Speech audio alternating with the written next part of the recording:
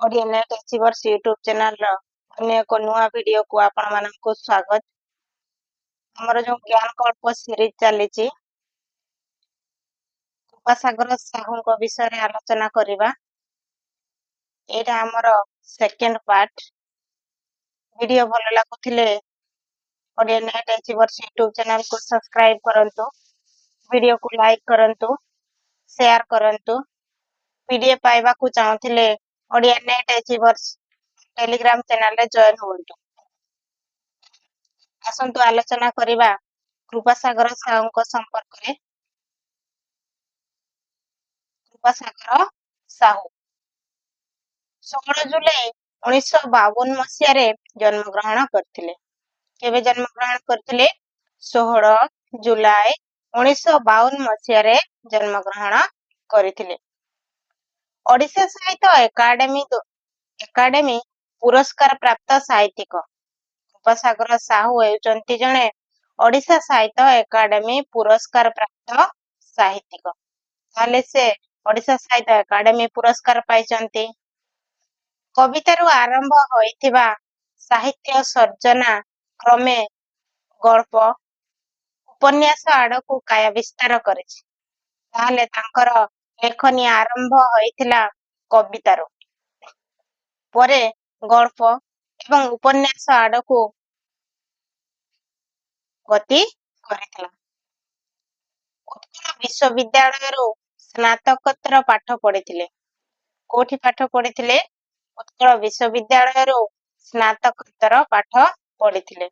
କେବଳ ସେତିକି ନୁହେଁ, ରେଳ ବିଭାଗରେ ଚାକିରି କରି ସେ ସେନାନିବୃତ୍ତ ହୋଇ ସାରିଛନ୍ତି। ରେଳ ବିଭାଗରେ କୃପାସାଗର ସାହୁ ଚାକିରି କରିଥିଲେ।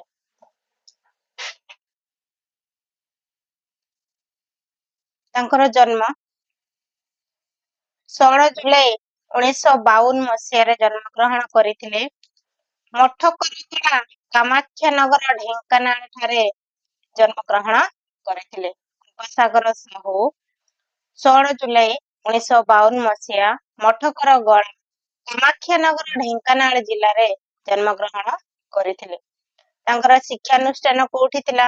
ଉତ୍କଳ ବିଶ୍ୱବିଦ୍ୟାଳୟରୁ ରାଜନୀତି ବିଜ୍ଞାନରେ ସେ MA କରିଥିଲେ। ବୃତ୍ତି, ସେ କଣ ଚାକିରି କରୁଥିଲେ? ରେଳବାଇ ଅଧିକାରୀ। ସେ ରେଳ ବିଭାଗରେ ଚାକିରି କରୁଥିଲେ। 2012 ମାର୍ଚ୍ଚ 31 ତାରିଖରେ ସେ ଅବସର ନେଇଥିଲେ। 2012 ମସିହା ମାର୍ଚ୍ଚ ମାସ 31 ତାରିଖରେ ସେ ଚାକିରିରୁ ଅବସର ଗ୍ରହଣ କରିଥିଲେ।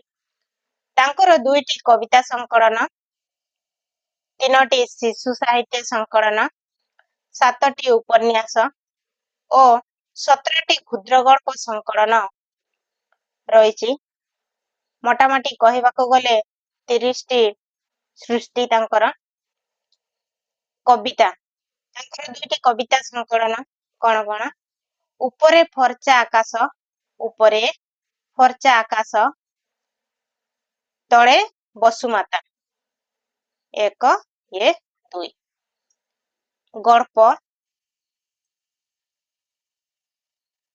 ଗଳ୍ପ ଗୁଡ଼ିକ ତାଙ୍କର କଣ କଣ?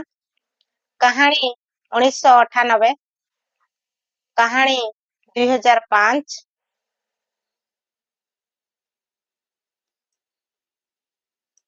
ପରବର୍ତ୍ତୀ ଗଳ୍ପ ତାଙ୍କର କଣ? ଗଳ୍ପ ସଂକଳନ ଅରଣ୍ୟର ଅଜଗର ଓ ଅନ୍ୟାନ୍ୟ କାହାଣୀ, ରେଳ ଗଳ୍ପ, ଗଡ଼ଜାତ ଗଳ୍ପ, ଭ୍ରାନ୍ତ ନିର୍ଝର ଓ ଅନ୍ୟାନ୍ୟ ଗଳ୍ପ, ଶୁଆ କହେ ସାରିଲ, ହଂସଧ୍ୱନି। ତାଙ୍କର ଉପନ୍ୟାସ ଆମେ ଦେଖିବା।